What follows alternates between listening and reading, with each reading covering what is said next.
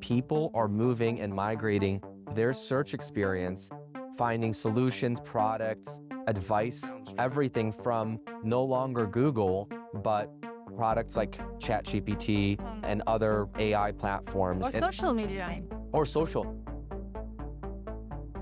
Being able to bring in the expertise from around the web of best practices and then piecing in all the nuance that was discussed over the calls that I've had. Putting together that plan was a single prompt, and I got a 3-page plan. This is one of the most exciting initiatives for us because we believe so strongly that training is so important for you to find success in your career. This is my biggest passion project right now. Because let's be honest, a lot of people are talking about it, but having one website per persona, the future is here. There's good things, and then there are things that I think we should be cautious of when looking at AI and integrating it into your overall workforce. I love the word being cautious. That's the thing. Just know what you're doing.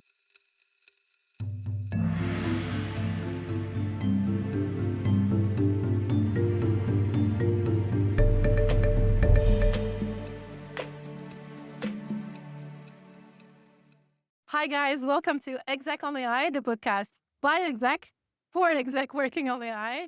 Today we're receiving Chris, head of marketing at the New Home Star, the largest private seller of new homes in America, which is a big deal.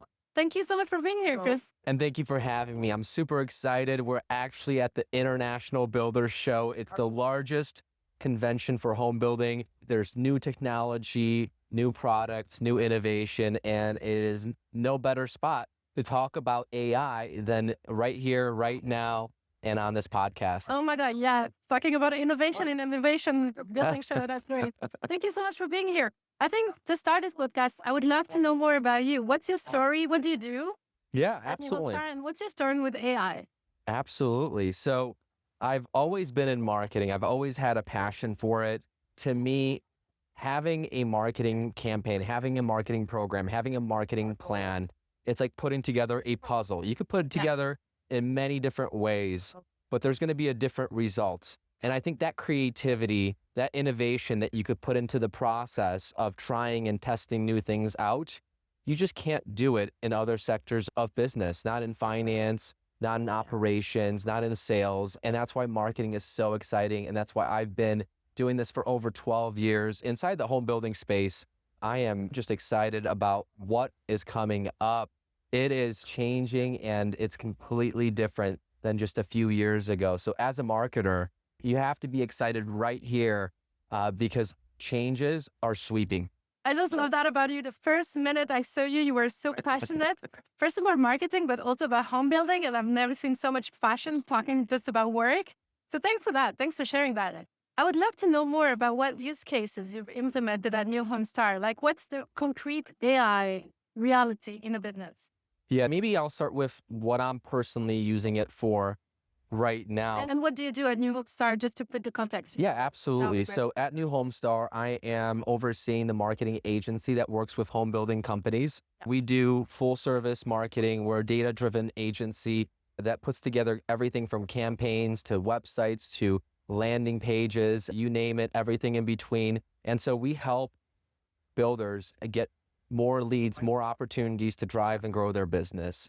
So we've got a 40-person team that works on this initiative, and there's a lot of innovation, a lot of different tactics and changes coming constantly through. So I get to work with that and bring some of this into the conversation here today. Amazing. Thanks for the context. So now, what's the reality of it at New Home Star? I think that we've found that you've got to embrace it. It is coming, and it came a lot quicker than I think anyone anticipated. Oh my God, it's here. It's here. It's already here. And generative AI is just, a stone throw away. And so we haven't even seen the full potential of it just yet, but we're already feeling it. And I think we're feeling it from every single position. There's a lot of use cases for it. You've already heard about creating content and being able to update your emails, create all of that. Personally, I've found a lot of value to keeping me organized with it. So one of the things that I constantly do is I personalize my chat GPT specifically to me. Every time I have a presentation, every time I have a business plan that I go over, every time I have a new strategy, I keep uploading it, I keep adding it to it. And this chat GPT model is now personalized specifically for me. So when I'm asking for it for some help, whether crafting an email or putting together some content without just looking at a prompt, I'm looking at the historical data that was migrated into it and are able to do a lot of the administrative as well as creative tasks, putting together plans, putting together strategies, tactics, you name it. It's learning all about you. Yeah. And over time, that gets really powerful. So what's the intent when you go and use your private GPT? What are you looking for? Yeah. So as an example, I've been working on a brand new campaign on the mortgage side of things. And so we put together a landing page, we put together a press release, we put together a couple different content pieces, a couple different ads. And I've had plenty of conversations with my CEO and others that are involved in the project. So all of these conversations have been recorded, transcribed, and uploaded into my chat GPT. And it helped to organize for me specifically a release strategy. How should we look at different best practices? This is a newer initiative for us. We typically don't release a brand new business unit in this same fashion. And so being able to bring in the expertise from around the web of best practices, whether it's coming from Reddit, whether it's coming from blog articles, whether it's coming from HubSpot, and then piecing in all the nuance that was discussed over the calls that I've had about, hey, we need to make sure that we tackle this, this, and this. Putting together that plan was a single prompt. Hey, what is the timeline? What should we be looking out for? And how should we communicate it to the rest of the team? And I got a 3-page plan. I was able to update it, optimize it, and then everything it just saved so much time. So a personal assistant it's a massive, it feels like you're getting 20% extra, and it's high quality too. So what I'm hearing is basically you have a space where you can go and ask for inspiration, advice, and it's based on not only the internet data, but also your previous presentation, previous data. Is that correct? Absolutely. And phone calls. Like that's another piece that I keep transcribing all of my calls. Sometimes they're 2 hours, sometimes they're 3. There's long ones in there. And when you're talking to your supervisor, you want to make sure that you don't forget about the key pieces hey, make sure that you don't forget to include this in the plan. It helps you with that, especially in those longer conversations. I'm just curious, would it be easy to transfer to another colleague? Like if someone else wanted to use the same environment as you have, would they be able to create that easily, or would it be a lot of work? So I've been doing it for a few months now. It's actually very easy to set up. You just start using it. You create your own profile. You start more than just prompts. It's a chat GPT login. So it's more than just asking prompts. You have to feed it. Hey, this is the plan that we're looking at. What are the 3 highlights that I should communicate to my executive? Those are the type of things that in combination with your prompts, you're updating actual content and are able to feed the database. That's amazing. I know you've always cared a lot about your teammates as well. And so I've heard that you were helping them train and coach them with AI. Do you want to talk about this? Yeah, I think this is one of the most exciting initiatives for us because we believe so strongly that training is so important for you to find success in your career. Everyone has to start somewhere. And when you have powerful resources for them to be able to leverage and grow internally, not only does that get them motivated, but it also gets them to be a more effective version of themselves. So one of the things that we've found is that, and we've been doing it, thank goodness that we've been doing it, we've been collecting a lot of data. So on a regular basis, we constantly have training videos that we do. We constantly have blog articles. We constantly have new content and thoughts being generated. So we do have a platform called New Home Connect. And on that platform, we have the ability to tap into a community of hundreds and hundreds of sales agents that are in the same space, and maybe there's a challenge and they're able to ask that challenge inside of this peer learning space. So when they ask that question, there are dozens of answers from all across the country. There's different perspectives that are all fed into this question. So in total, we have over 60,000 questions that so that's a lot of data that we've collected. And this is before any of it was leveraged with AI. And then I think it's like 300,000 or 400,000 answers. So all of that data, and then all of our training has been transcribed. All of our video training has been transcribed. All of our training manuals have been uploaded into a custom ChatGPT app. So I think a little over a year ago, ChatGPT released their marketplace. So now you're able to safely, without uploading everything to the wider net, you're able to house it on your local server. So the way it works is that it looks at all the content, all the data that you have on your app, and doesn't shoot that over into just the overall web. You want to make sure that you protect your content. So we've set up our app, and with that training, that expertise from hundreds of individuals, the training videos that we've done, the training manuals, the processes, now agents can tap in, and when they have a challenge, they're able to not only get an answer to that challenge, but they're able to continue engaging with it. Not just a single question, but a series of questions that are all synthesized to give you a better understanding of maybe how to overcome it. What are some tactics, strategies? So it's really an interactive way to learn. And I do think that that is the future. So that was kind of the first use case that we leveraged it. Let's upload all of our content and use the out-of-the-box ChatGPT interface that's already built into the system. What we've started doing is adding in layers. At this point, we have another aspect of the application. You could upload a customer email. In that customer email, maybe they're talking about pricing. So I just want people to visualize, because it's super powerful. He showed me earlier, and I just wanted you to visualize with this. So basically, the salesperson will go to the New Home Star application and give some lead information about how I'm working on this one. And then they will just get a training or advices on what next steps should they be taking and how to improve their sales relation with their customers. So now you have like personal training based on your personal situation on a safe environment. And you just keep interacting with the tool, which is so powerful because it's not like just a playbook that you need to read and learn, but it's an interaction and it's so Yeah, absolutely. playful. I love it. Absolutely. It's so powerful. So you imagine salespeople just chatting with an agent, and this is where they can upload the email. The email. So as an example, let's say that you're kind of further down in the sales process with a home buyer and you're in the pricing stage. So you upload a pricing type email into the system. The system understands what stage of the sales process you're in, gives it its thoughts, action steps, and a recommended reply. So all three things rather than just a prompt, which is great. You could continue engaging and then saying, this is how I responded, and tells you what to do next after that. Ultimately looking at the critical path from welcome to commitment in the home buying process that's been time tested through our training, through our expertise, and now is being able to be leveraged in the application. And that's the power of it. It's all based on your expertise of all the learnings you've had for years. It's so powerful. I just want to go through the second example because you had another story that I just felt so inspired about. It's personalized websites.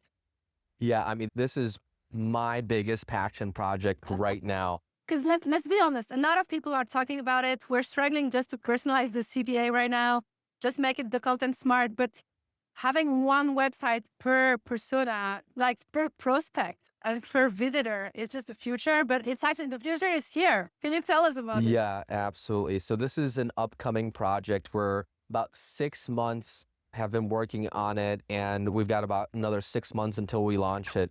But the idea is simple. We want to have dynamic content for every individual website visitor. So each website visit, we want to be able to tag as quickly based on a set of different target consumer profiles, who they are, and then update as they engage and continue engaging with the website, update the photos, update the actual copy, update the incentives, update how the overall online experience looks like for each potential home buyer on these home building websites. So the idea for us as an agency, we're in a highly specialized space. A lot of home builders want to sell homes and they kind of have a similar approach, and same thing with marketing. So the idea for us is to create one system that is scalable across builders, that is still personalized to their unique brand, but offers them that one-to-one marketing that I think is the future, especially on your biggest storefront, and that's your website. So we're super pumped and excited about this feature, and also how unique each visitor is. I mean, right now, websites are basically a shotgun marketing experience. You have one message for all of them, and you're trying to tailor it in a way that's going to appeal to everyone as much as possible. You're trying to be everything to everyone. Such a challenge. And in marketing, we know that that is the wrong approach. We never try to create mass market. We're trying to have hyper-personalized, really understand the customer, what are their pains, and then find the solution that solves that for them. And when you have a home buyer that has a family that maybe is a first-time home buyer, that is a completely different set of challenges that you're trying to solve than a home buyer that is looking to retire and have a lifestyle community and is looking for a great time in their new home. Just a completely different set of marketing messages. Well, they're not looking for the same thing. I mean, we've been talking about this. The old way of doing marketing is a lot of content hoping people will convert, but we can't do that anymore. As a marketer, you have to be hyper personalized, everywhere, multi-channel, and adapt it to the maturity of your customer. Is it in awareness stage, consideration stage, or decision stage, and adapt your website? What I love about your approach is that it's so thoughtful, so the process is clear, and you make personalization so easier. It's not about gathering all the data and trying to optimize everything based on everything, but it's really, okay, I know what's important for my business, and I'm going to take these steps. I'm going to answer to this question. And based on that, I can be super efficient. I love that. Yeah. Yeah, absolutely. And I think that it's badly needed for not just home building, I think, but every industry. Every industry. That's right. So we're There's excited an to have. opportunity there. Yes, there's always an opportunity in there. That's so great.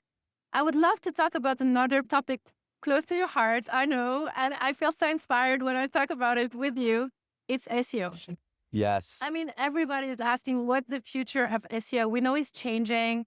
So SEO is search engine optimization. It's how you show up on Google. We know that less than 4% based on SEM research of websites out there are actually getting traffic from Google. And so we're wondering how, as a business, do we show up in this search? And you've been thinking about this. Yeah, and it's extremely important inside of our industry. We've got builder partners that sometimes rely 30, 40, even 50% of their business from Google, whether it's the organic search engine optimization or the paid search. So it is changing. You know, we've had different studies that said a year ago, the traffic is going to drop by 25% in 2 years.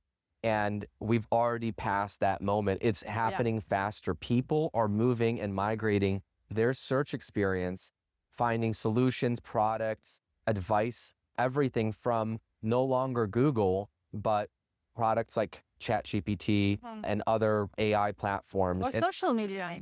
Or social. Yeah. Social search is another way, especially with the younger generations.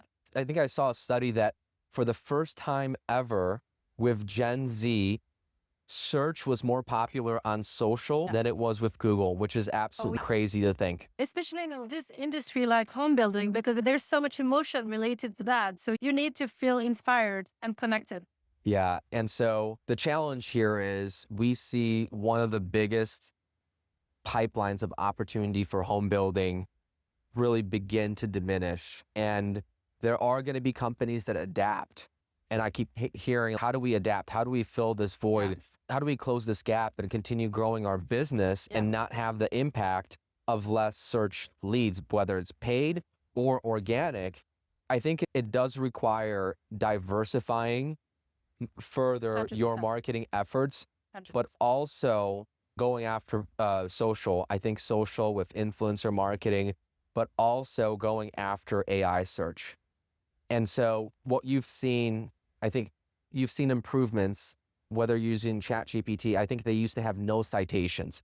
Then they started Yeah. giving citations for a few types of products. Now there's even map citation. You could literally have map recommendations. So So you uh, would have AI specialized on that. Perplexity, for example, will give you all the citation, but not all of the AI. So yeah, and so I think where all of this is going to go is going to be more like the Google experience. We'll yeah. still having citations, but doing it through a chat GPT experience. So how do we optimize? How do we still get your website as one of the citations? I've had the opportunity to talk to a couple of Google engineers, others that specialize in SEO, and ask them, how are the citations being selected? Because once you know the selection process, you're going to be able to optimize for it.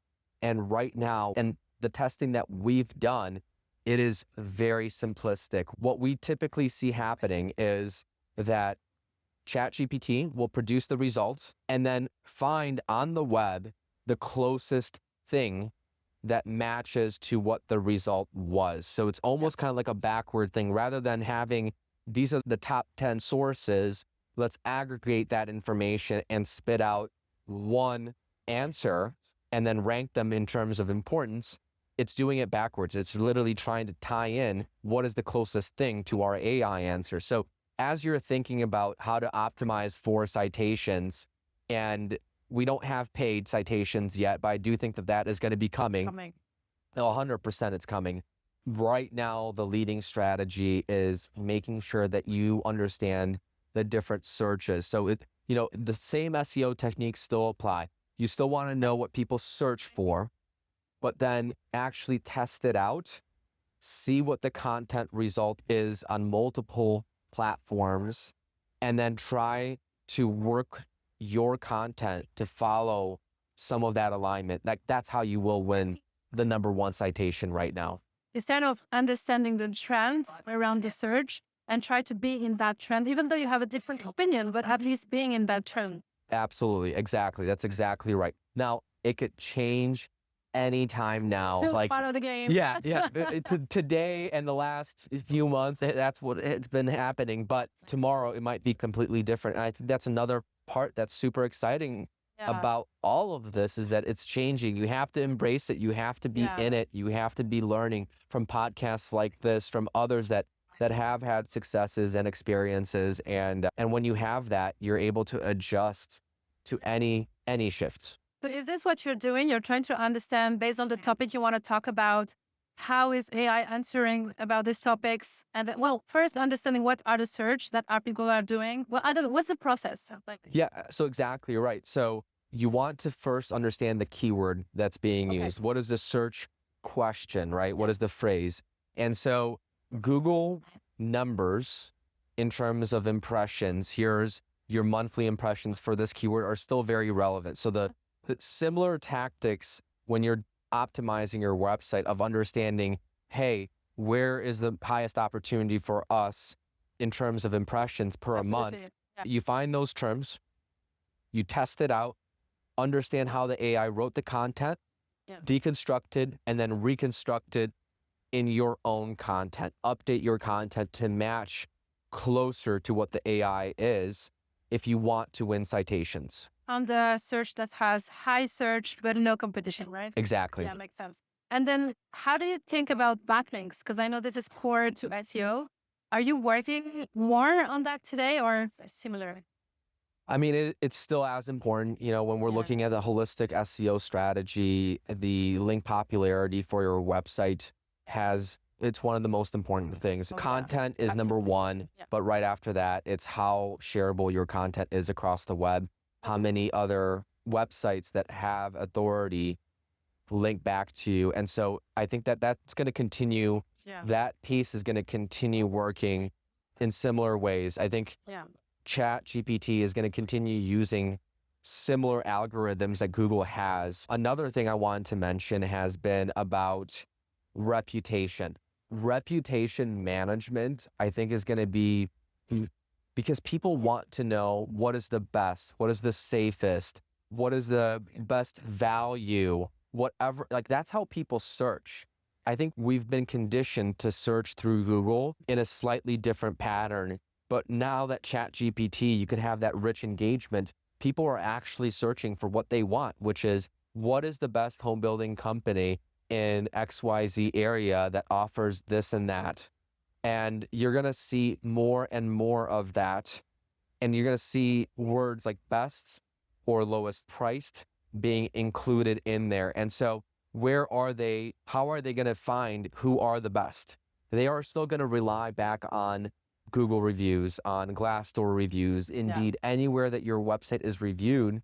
That's going to help inform the algorithm. That's going to help inform how ChatGPT and other AI platforms display your content. I love that you're bringing that up because values, it's what people are looking for. And it might be sustainability. It might be taking care of children. So everybody has their own interests and they might be looking for providers that has the same value, which brings us to the next question, which is about culture. It's been incredible spending some time with your team and hearing how much you care about people, how much charity time everybody is spending on the team. It's been such incredible connection and people are so genuinely kind. How do you mirror this culture, which is so strong? Honestly, it's been impressive on AI projects and all this initiative on.